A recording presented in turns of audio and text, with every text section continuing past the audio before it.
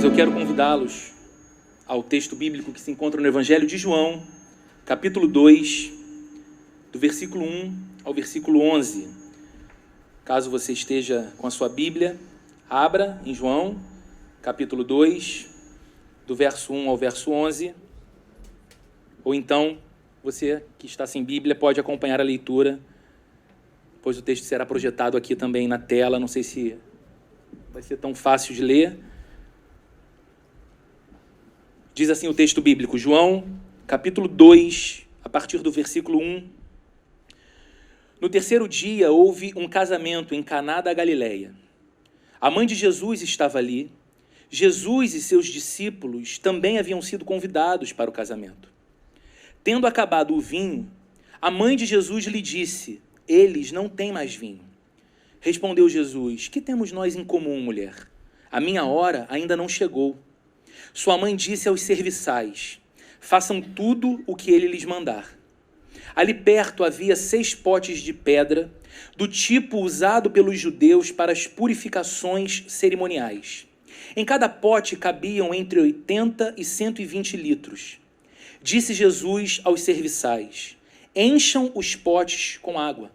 E os encheram até a borda. Então lhes disse: agora levem um pouco ao encarregado da festa. Eles assim fizeram. E o encarregado da festa provou a água que fora transformada em vinho, sem saber de onde este viera, embora o soubessem os serviçais que haviam tirado a água. Então chamou o noivo e disse: todos servem primeiro o melhor vinho, e depois que os convidados já beberam bastante, o vinho inferior é servido, mas você guardou o melhor até agora.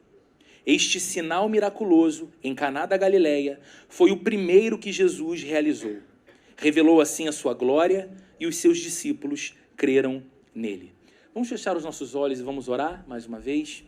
Senhor querido, estamos aqui diante desse texto da Bíblia, diante desta passagem tão preciosa, e o que te pedimos nessa manhã é que o teu Espírito Santo nos fale ao coração através desta mensagem.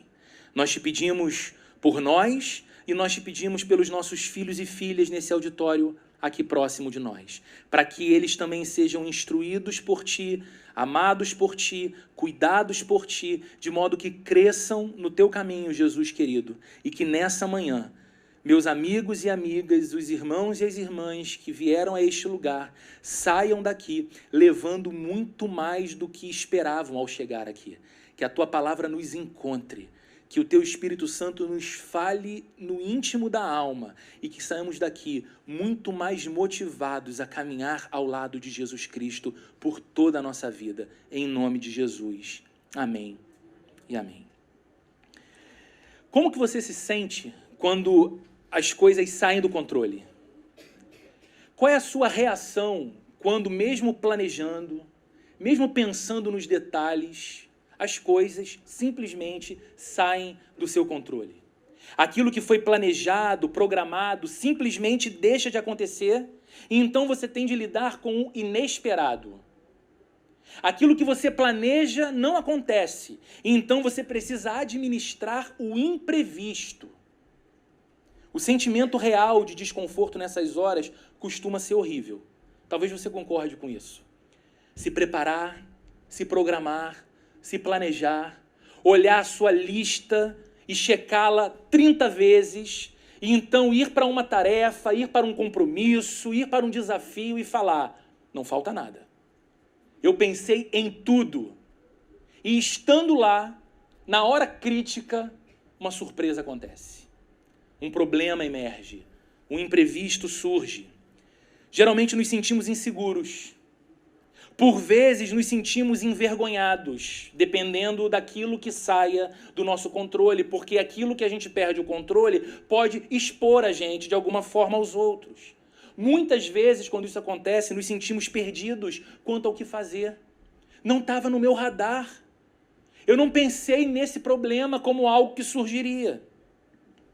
No entanto, não é incomum que dessas experiências difíceis de passar, grandes lições sejam extraídas. Não é incomum que significativas mudanças para a nossa vida se deem exatamente a partir de um problema crítico assim, de um imprevisto como esse. E a gente não precisa ir muito longe para concordar com essa afirmação. Se você gosta um pouco de acompanhar as histórias das grandes empresas ou dos grandes empreendedores, você se depara com muita frequência que na biografia desses grandes líderes, muitas vezes aquilo que impulsionou a grande transição de suas vidas foi um imprevisto que eles tiveram que lidar. Foi um problema que surgiu quando eles não esperavam, muito menos desejavam.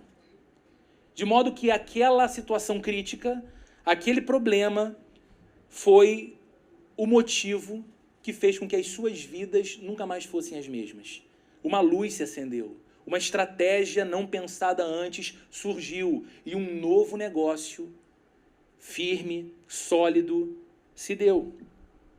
Nessa série de mensagens, Nunca Mais o Mesmo, nós temos olhado para a história de pessoas que tiveram um encontro com Jesus.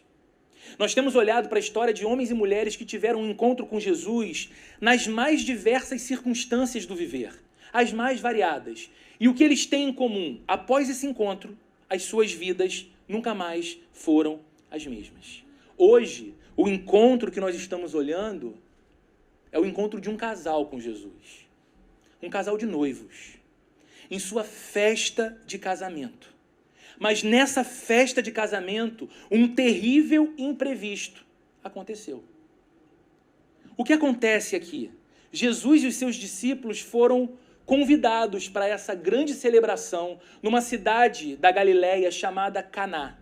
Maria, mãe de Jesus, também estava naquela festa, penso eu, muito provavelmente trabalhando, cooperando com aquela festa. Razão que justifica o fato dela ter acesso ao que João chama de os serviçais, aos garçons, aqueles que serviam na festa, tendo a notícia de que o vinho acabara antes mesmo do cerimonialista saber.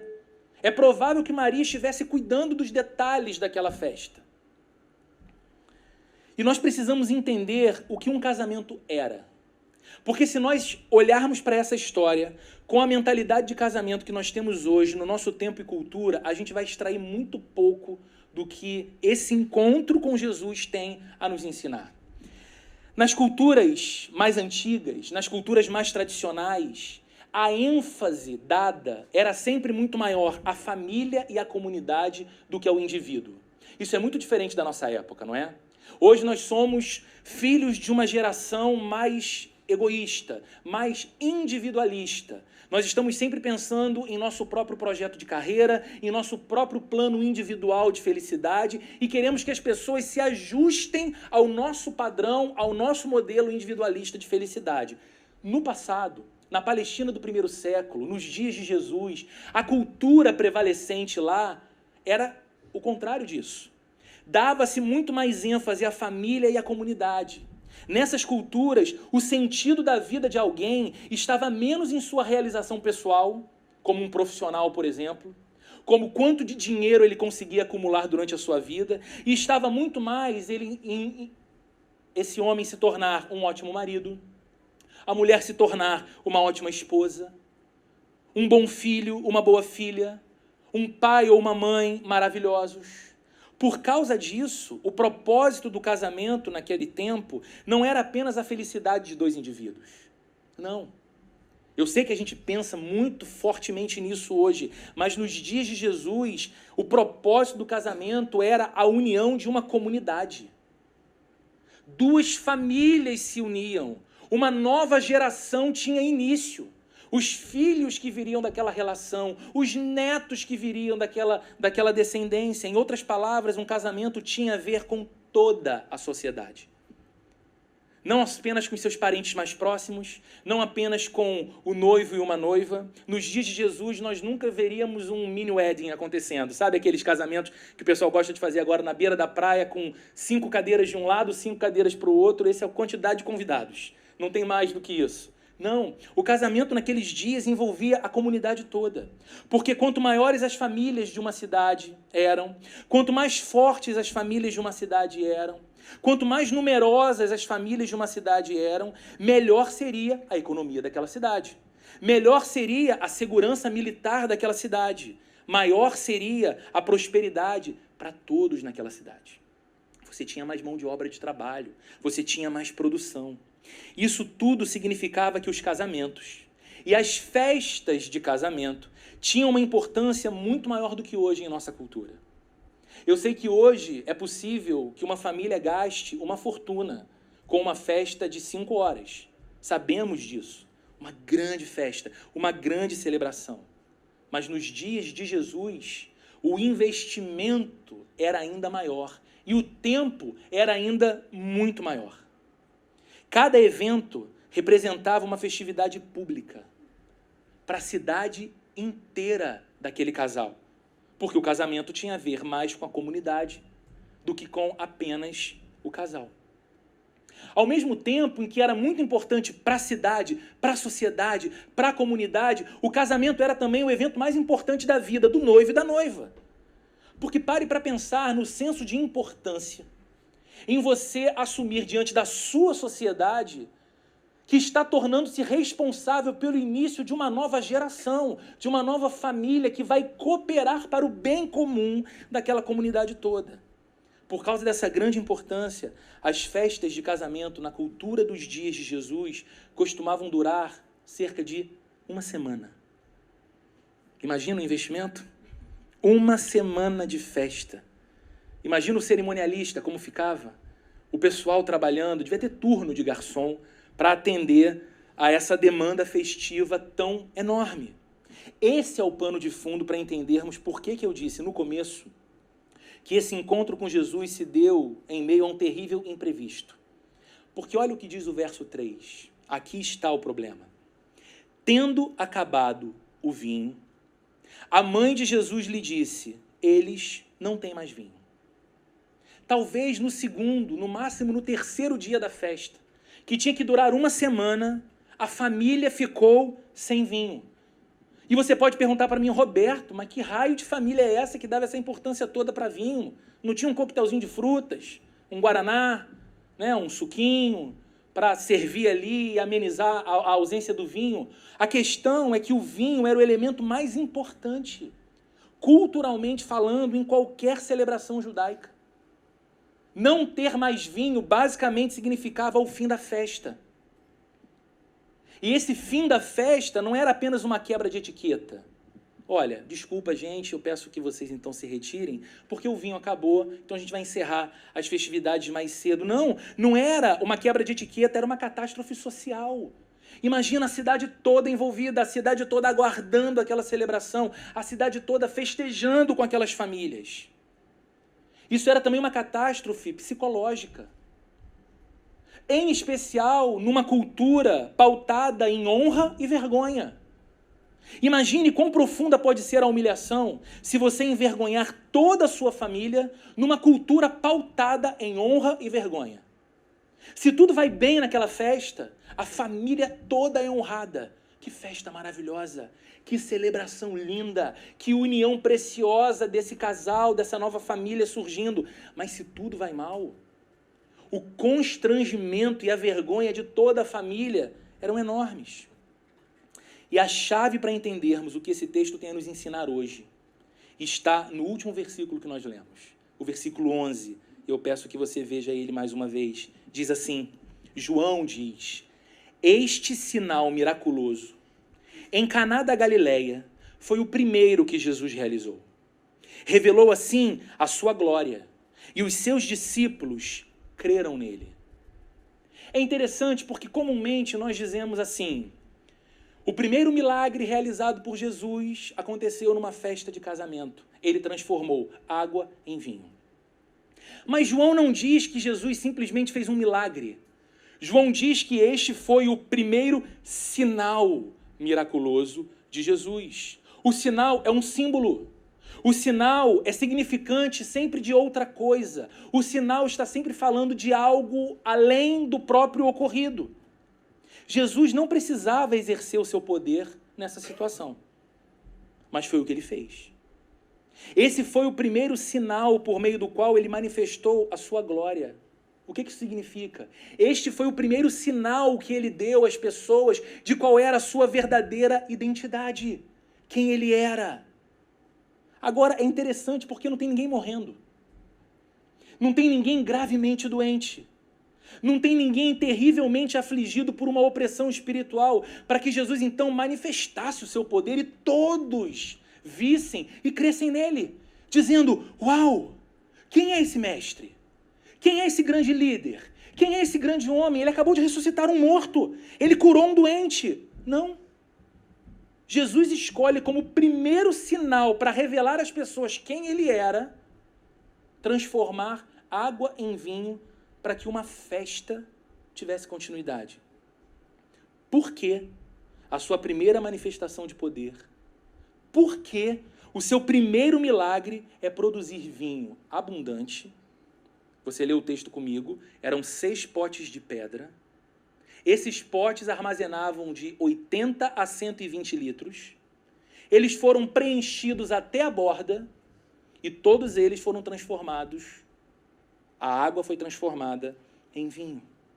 Por que o primeiro milagre de Jesus é produzir vinho abundante, vinho excelente, porque o cerimonialista elogiou o noivo, para manter as festividades? Porque se isso não é só um milagre, mas é um sinal, ele aponta para o que Jesus realiza na vida de pessoas que têm um encontro com ele. Isso aponta, isso revela o que acontece na vida de alguém que se encontra com Jesus. Ao fazer isso, Jesus está falando de Deus e nos apresentando um Deus que não é ranzinza, nos apresentando a um Deus que não é sisudo, mas a um Deus que sorri, nos apresentando a um Deus que ama alegrar as nossas vidas, um Deus que ama dar motivos para que a festa continue. E por que é importante dizer isso? Porque às vezes são construídos em nosso imaginário uma ideia a respeito de um Deus carrancudo, sisudo, sempre zangado, aborrecido, porque nunca estamos no padrão exigido por Ele. Mas não um Deus que olha para a gente e sorri. Não um Deus que olha para a gente e quer nos alegrar.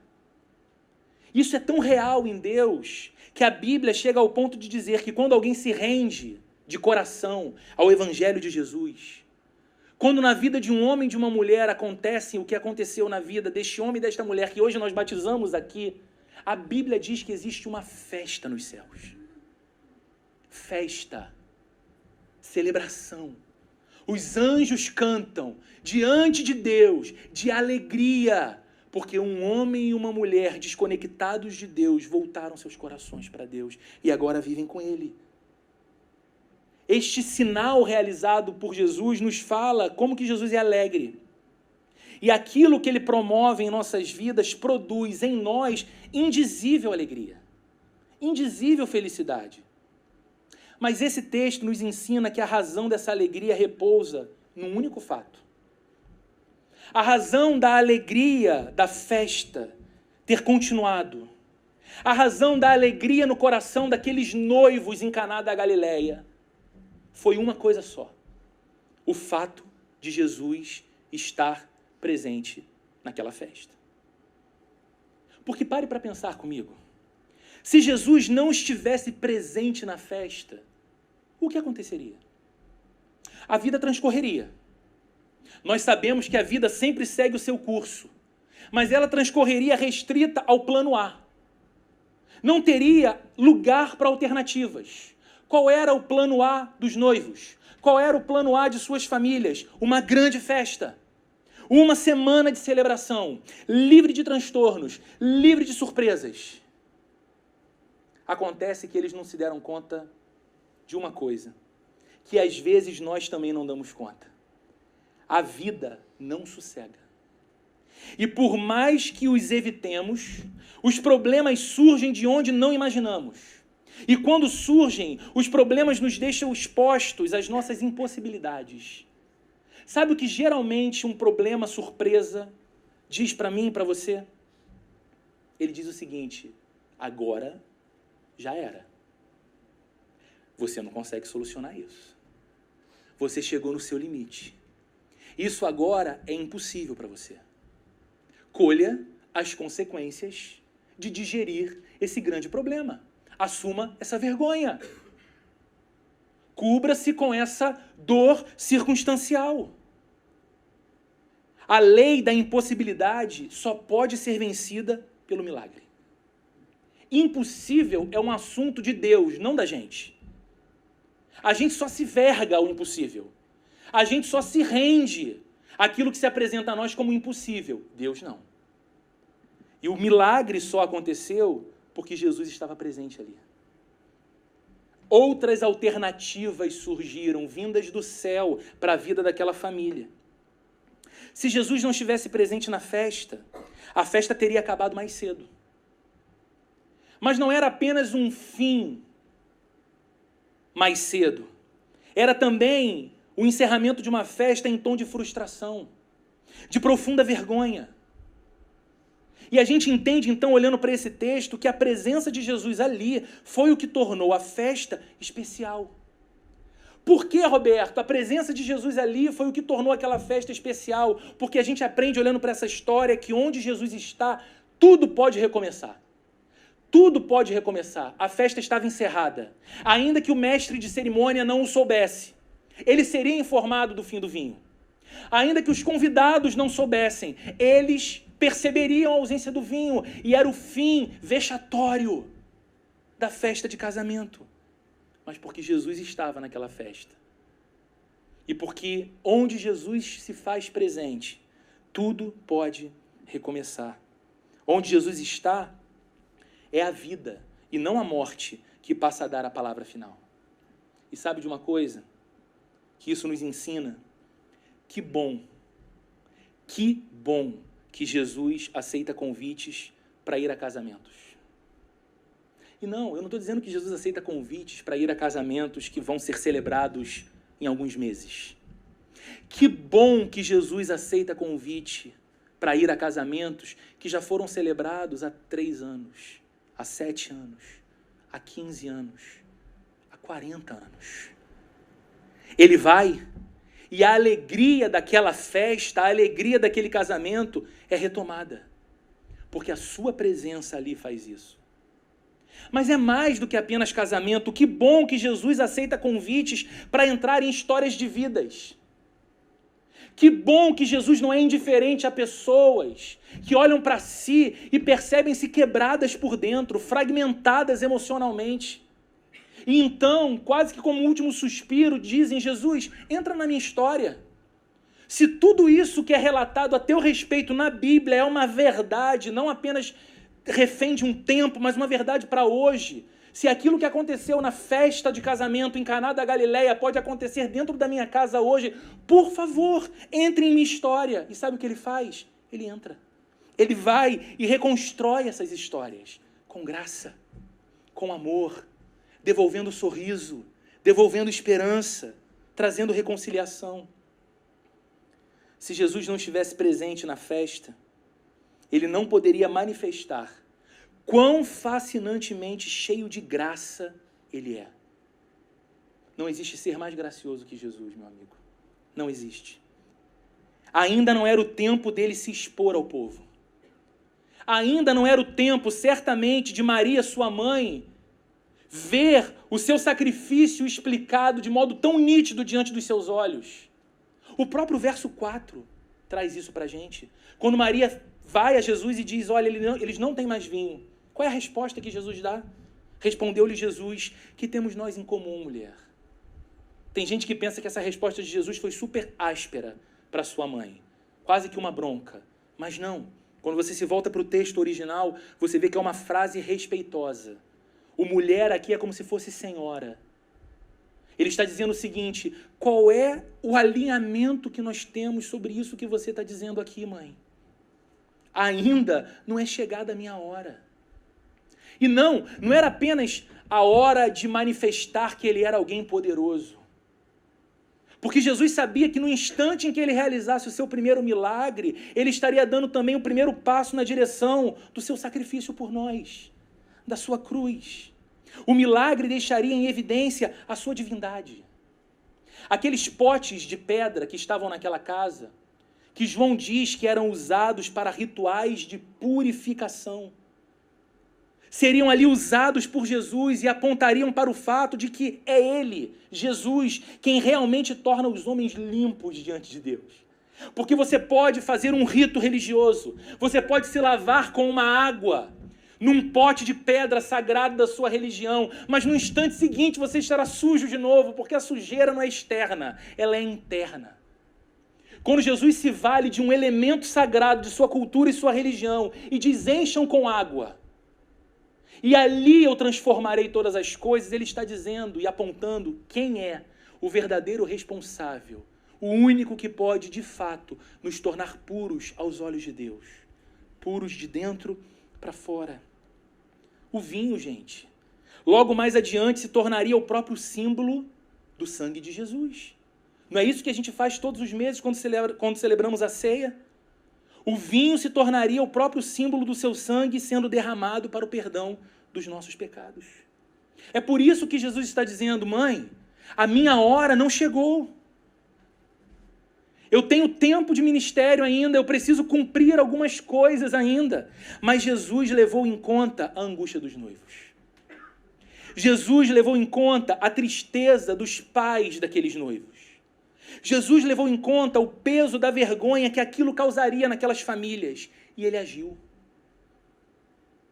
O texto está dizendo, nas palavras do próprio Cristo: ainda não é chegada a minha hora, mas ele agiu, movido por graça.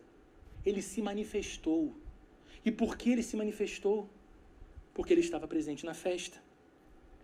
Isso nos ensina algo muito especial também, queridos. Isso nos ensina que tudo na nossa vida precisa ser levado a Jesus. Assim como Maria fez. Você percebe que Maria, possivelmente trabalhando na festa, não procura o cerimonialista primeiro? Você percebe que Maria não junta alguns garçons e diz assim: olha, vamos procurar melhor. Pode ser que um pouco de vinho esteja armazenado em algum lugar que nós ainda não descobrimos. Não vamos fazer alarde por hora. Ou então poderia ter ido aos noivos ou aos pais, dizendo: olha, nós estamos diante de uma calamidade, o vinho acabou. A primeira pessoa a quem Maria recorreu foi a seu filho, foi a Jesus Cristo. E nós aprendemos que precisamos fazer o mesmo, porque em Jesus nós contamos com infinitas possibilidades da graça. Infinitas. Por que eu falo isso? Porque às vezes a primeira pessoa que a gente procura é o conselho de um amigo, é o conselho de um colega de trabalho, é a sabedoria do terapeuta, e eu não tenho nenhum problema com a sabedoria dos terapeutas. A gente procura outras fontes de orientação, mas não vamos primeiro a Cristo. Estamos nas mãos com uma impossibilidade que nós não sabemos como administrar, um problema crítico que se instalou na nossa vida, no nosso casamento, no nosso trabalho, e a gente não sabe, não está sabendo lidar com aquilo, mas não vamos a Jesus primeiro. Se Jesus não estivesse presente na festa, aquelas pessoas, os noivos, não teriam entendido quão amados eram por Jesus. Eu queria chamar a tua atenção para isso. Jesus fez um milagre para a festa não acabar. Jesus fez um milagre para poupar os noivos da vergonha pública. Gente, que coisa impressionante. O que isso nos ensina? O bem-estar daqueles noivos era importante para Jesus. O bem-estar dos noivos era precioso para Jesus. E a gente aprende uma lição tão bonita aqui. A gente aprende que a glória de Deus passa também pela realização humana. E por que eu digo isso? Porque nós, como igreja, e falo da Plena especificamente, somos filhos de uma tradição teológica linda, riquíssima, que é o calvinismo, que exalta a glória de Deus. Mas às vezes algumas pessoas têm uma inclinação a exaltar a glória de Deus como se Deus não se enchesse de glória quando também realiza os seus filhos. Como se a felicidade de Deus fosse algo exclusivo apenas nele e que ele não vivesse a felicidade também na vida da gente. Como se não importássemos, como se não tivéssemos tanto valor, como se fôssemos só coisas que Deus, com muita misericórdia, suporta. Olha para essa história. Olha para esse milagre. A primeira manifestação do poder de Cristo, que depois ressuscitou a Lázaro, que depois curou enfermos, que depois deu vista a cegos, desimpediu a escuta de surdos. O primeiro milagre de Jesus foi garantir a continuidade da festa, preservar o bem-estar daquelas pessoas. O bom Criador se alegra com a alegria de suas criaturas. O Pai Celestial se alegra em abençoar os seus filhos. Não pense que é só você que se alegra quando Deus te abençoa. Não pense que é só você que fala, ai, que bom, Deus fez isso por mim, nossa, quanta misericórdia, quanta bondade. Quando Ele nos abençoa, Ele sorri, Ele se alegra. Se Jesus não estivesse presente na festa, aqueles que serviam na festa, os serviçais, a equipe dos garçons, não teriam participado de algo tão impactante para as suas vidas. Porque eu não sei se você percebe que Jesus chama esses caras para participar daquilo que Ele vai fazer. Jesus pede algo que parece, à primeira vista, sem sentido. As pessoas já tinham lavado as mãos para comer. Não tinha mais necessidade nenhuma de água. Por que água? Estamos na Palestina do primeiro século, gente. Não tem uma mangueira que você vira e vai enchendo então tranquilamente. Como esses caras arrumaram tanta água para encher esses potes? Isso deu um trabalho enorme. Enorme. E algo aparentemente sem sentido. Eles certamente não compreendiam a razão para encher aqueles potes de pedra com água, mas Jesus sabia qual sinal miraculoso Ele estava realizando. Isso nos ensina algo lindo. Isso nos ensina que atender ao que Jesus pede é sempre estar diante da possibilidade de um milagre, muito além da nossa compreensão. Façam o seguinte, encham com água os potes de pedra. E os caras não fizeram... Hã? Acabou o vinho, senhor. O senhor não está percebendo? Acabou o vinho, acabou a festa. A gente vai ter que arrumar essa coisa, tomar louça danada para lavar. Você quer que a gente enche esses potes? Eles não argumentaram. Eles não entenderam. Não parecia lógico, mas eles atenderam. Quando eu não entendo o que Jesus pede de mim, eu preciso confiar em quem Jesus é para mim. E muitas vezes na caminhada, com a Bíblia aberta, você vai se deparar com Jesus Cristo pedindo algo ao teu coração. E aparentemente você vai olhar para aquilo e vai falar, não faz sentido, Senhor. Essa história de não devolver mal com mal é muito bonita, mas não pode ser aplicada. Eu vivo num mundo de leões. Senhor, essa história de se eu tenho 2 capas, eu dou uma para cobrir o frio do outro. Isso é bonito no discurso, mas isso é difícil na prática. Senhor, vê lá o que o Senhor está me pedindo. A gente tem que agir como esses homens. Está ali. O que Ele pede de mim? É assim que eu vou fazer. Porque eu posso estar diante da possibilidade de um milagre, de participar de algo maravilhoso. Se Jesus não estivesse presente na festa, os noivos e as suas famílias não teriam tido um encontro com esse amoroso Salvador. E por que eu o chamo assim, amoroso Salvador? Porque pense comigo, Jesus poderia ter feito qualquer gesto para transformar água em vinho. Não teria problema para Jesus, né, gente? Ele tem poder. Ele podia dizer o seguinte, olha, vão na adega. Não, senhor, a gente acabou de vir de lá, não tem mais vinho. Não, volta lá. Vai ter vinho suficiente para 2 semanas de festa. Vocês vão ver como eu sou poderoso. Mas ele não faz isso. Ele não deixa a coisa se tornar crítica para então, diante dos olhos de toda a região de Caná da Galileia, manifestar o seu poder. E todos admirados fazerem, não. Se ele fizesse isso, ele teria exposto os noivos. A vergonha dos noivos. Ele ficaria em grande evidência, mas os noivos em grande vergonha. Mas Jesus não veio para esmagar o ferido. Jesus veio para restaurar o ferido, gente. Jesus não veio para amassar a alma do constrangido e do envergonhado. Jesus veio para cobrir com misericórdia e amor o constrangido. Essa é a missão de Jesus: amar, redimir, restaurar, perdoar, cobrir a vergonha. O importante para Jesus ali não era que as pessoas soubessem do seu poder. O importante para Jesus ali era que os noivos soubessem do seu amor. Isso é tão diferente. Tão diferente. Ele não queria que as pessoas olhassem para ele admiradas com seu poder. Ele não tinha carência de reconhecimento de nada. Ele queria que aqueles noivos entendessem quão amados eles eram por Deus. E o que Deus queria fazer pelo bem deles. Por isso ele colocou os noivos antes do seu ministério. Fique com a frase que ele disse para sua mãe: ainda não é chegada a minha hora. Eu tenho uma agenda. Mas ele colocou os noivos antes da agenda.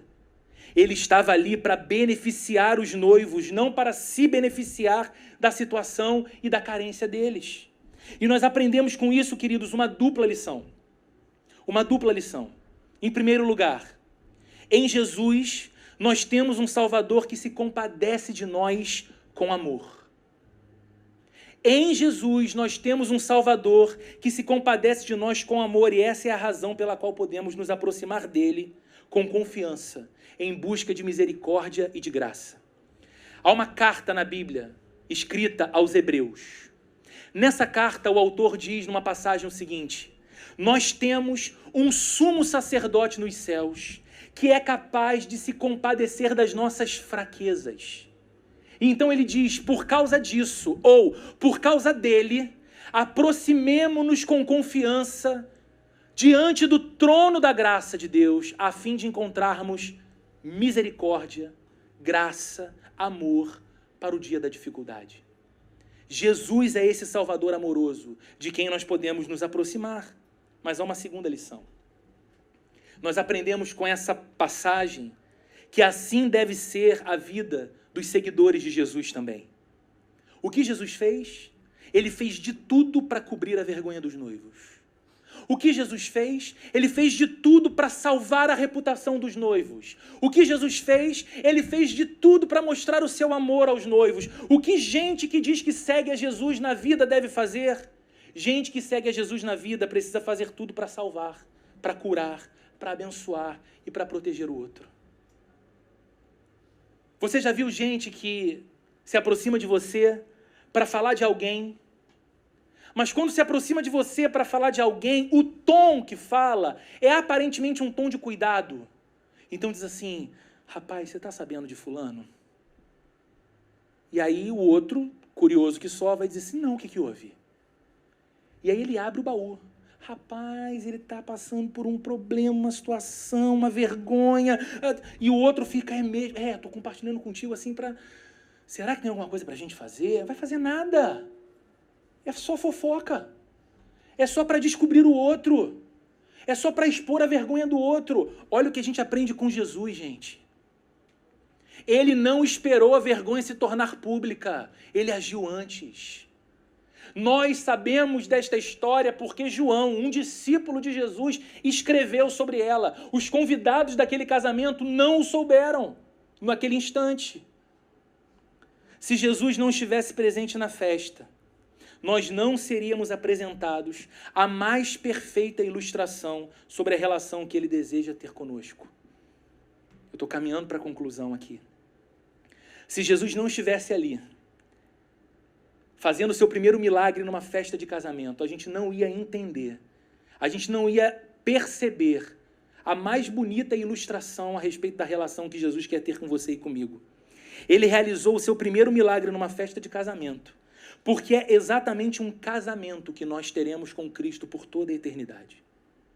Essa é a razão da Bíblia dizer que a igreja... O que é a igreja? A igreja é a comunidade de homens e mulheres que se rendem a Cristo, seguem a Cristo e agora vivem por seu amor e graça. A Bíblia diz que a igreja é a noiva de Cristo. A Bíblia diz que a igreja aguarda pelas bodas do Cordeiro. A igreja anseia pelo dia do encontro celestial com Cristo, para esse casamento eterno e indissolúvel para todo sempre com esse amado Salvador. para tornar isso possível, para ser o nosso noivo, para que esse casamento pudesse acontecer, Jesus teve de vir a esse mundo para sofrer a justiça em nosso lugar. Jesus teve de vir a esse mundo para carregar os pecados meus e seus sobre si na cruz e nos oferecer salvação. Salvação que nós não conseguiríamos conquistar com méritos morais. Salvação que nós não conseguiríamos conquistar com obediência perfeita. E foi por isso que você me ouviu perguntando a estes dois queridos batizados aqui hoje se eles assumiam um compromisso de buscar viver sinceramente diante de Deus. Porque de modo perfeito é impossível para esse que está falando e para qualquer um de nós, mas de modo sincero dá. Deus não espera pela nossa perfeição, Ele encontrou a perfeição que nos cobre em seu Filho Jesus, o nosso Salvador. Ele espera agora um coração simétrico com esse amor, disposto a andar sinceramente em seu caminho. Como a sua vida seria transformada se você passasse a crer de verdade, que Jesus Cristo fez isso pessoalmente por você. Que esse casamento eterno Ele quer ter com você. Ele se ofereceu em sacrifício no seu lugar. E não só para te libertar de uma culpa, mas para que no fim dos tempos você caia em seus braços e pertença a Ele por toda a eternidade. Eu quero concluir apresentando a você algumas ideias práticas diante do que a gente considerou nessa manhã. O que eu levo para casa, Roberto? Disso tudo, dessa história bendita, o que eu levo para casa? Primeiro, entenda. Sempre que Deus escolhe uma metáfora para nos ajudar a enxergá-lo melhor, Ele também mostra como Ele nos enxerga. Sempre que Deus se vale de uma metáfora para nos ajudar a enxergá-lo melhor, esse também é um caminho para Ele mostrar como nos enxerga. Se Jesus é como um noivo para nós, não apenas um poder mágico que nos livra de enrascadas, mas o noivo, o Senhor a quem ansiamos, a quem desejamos viver por toda a eternidade, se Ele é como um noivo para nós, se você se entrega a Ele pela fé, se o seu coração se rende mesmo a esse amor, isso significa que Ele deve se deleitar muito em você, de verdade em você. Eu repito, toda vez que Deus escolhe uma imagem para si, Ele está dizendo algo acerca de nós. Eu faço muitos casamentos. E eu atendo muitos noivos antes do casamento. E, em geral, diante de mim há uma noiva aflita e um noivo sereno nas conversas. Uma noiva desesperada e um noivo que fala, eu não entendo por que ela fica assim, meu Deus do céu, é só um casamento, por mim nem tinha nada disso, ele é forte, ele é firme. E sabe uma coisa que eu amo fazer nos casamentos? Quando a noiva entra e todo mundo fica de pé e olha para a noiva, eu olho para o noivo. E a cena mais engraçada geralmente está diante dos meus olhos. Um noivo trêmulo, chorando, descompensado, desesperado, ele não estava pronto. Note, vá num casamento e note como o noivo olha para a noiva que atravessa o corredor da igreja. Ela usa o vestido mais lindo. Ela está com as joias mais delicadas. E quando o seu noivo põe os olhos nela, ele se sente absolutamente encantado, ele não contém as lágrimas. Ele pensa em tudo que fez com que eles se aproximassem, se conhecessem. Ele pensa no futuro ao lado dela. E ele quer dar o mundo para ela. Ela é linda. Ela está maravilhosa. Eu a amo. Como Jesus Cristo ousa usar uma metáfora como essa?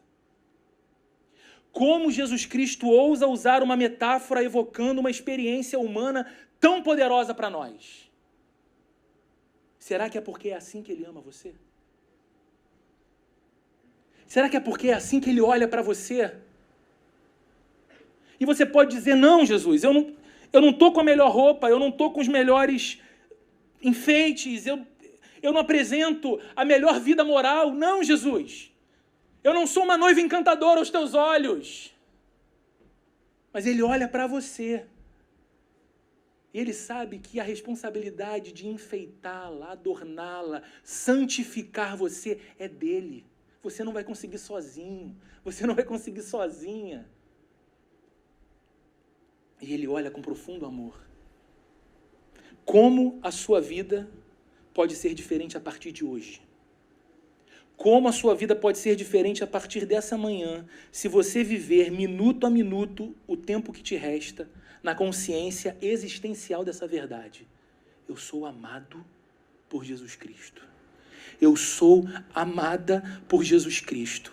E por incrível que isso pareça, o amor dele por mim não é uma resposta a algo que eu fiz para ele. Ele decidiu me amar. E tão constrangedor e arrebatador é esse amor, que eu só quero continuar caminhando na direção dele, para abraçá-lo, pertencer a ele, viver ao lado dele. Segundo aspecto prático para você levar para casa: lide com o seu presente, olhando para o seu futuro. E eu juro para você, e vou falar baixo, porque o espaço ao lado é utilizado para isso. Essa não é uma dica de coach. É uma dica de Jesus. Lembre-se que no meio de toda a alegria daquela festa de casamento, sabe, enquanto os convidados bebiam um maravilhoso vinho que Jesus produziu, de certa forma, Jesus era capaz de provar o gosto amargo da morte que ele tinha pela frente. Lembra quando ele diz para Maria: ainda não é chegada a minha hora? No instante em que ele se manifestou, ele começou a ter os vislumbres da sua crucificação. Esse era o futuro de Jesus naquele instante. Era assim que ele vivia o presente.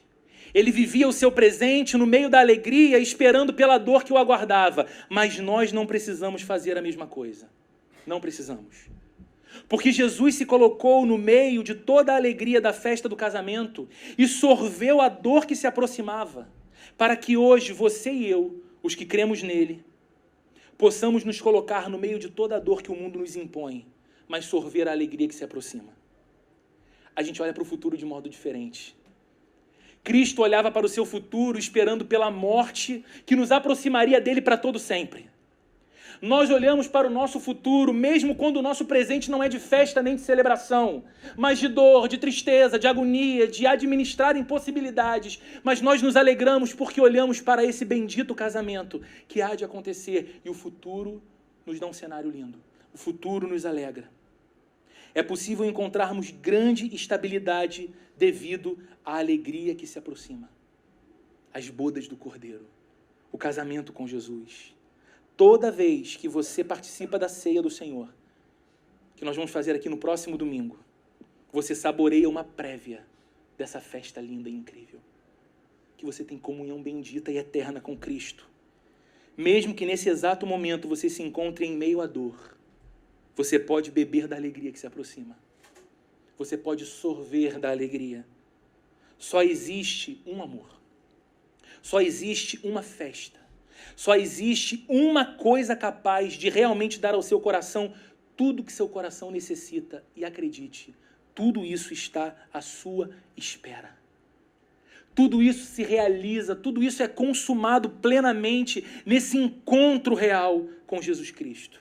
Ao crer nisso, de verdade, você tem algo que o capacita a enfrentar qualquer coisa nessa vida.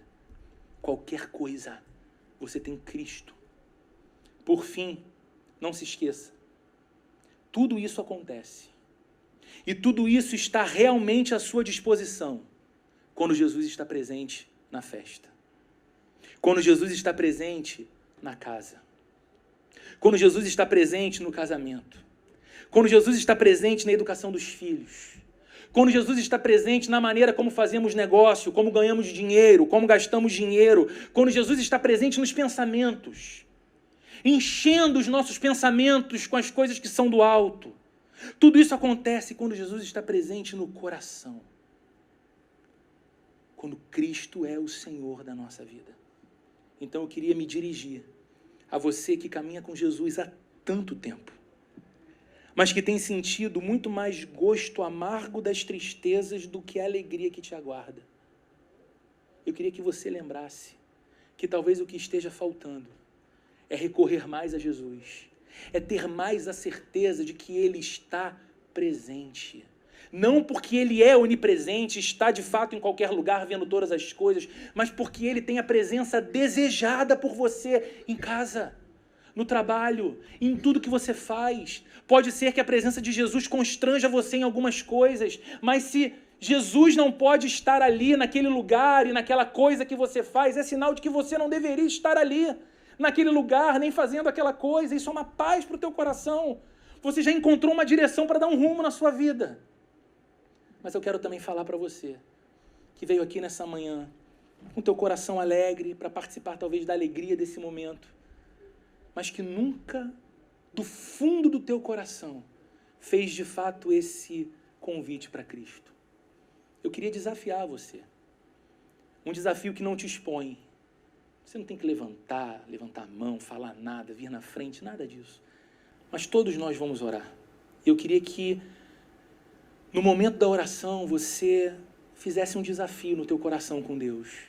Você dissesse: Jesus, se tudo isso é verdade, e se tudo isso é possível, eu quero experimentar isso na minha vida. Você não precisa contar isso nem para mim.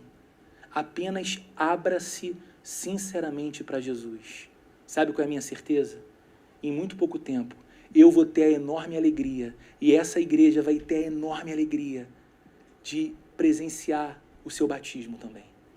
Participando dessa festa bendita e eterna, vivendo com Cristo e para Cristo todos os dias da sua vida.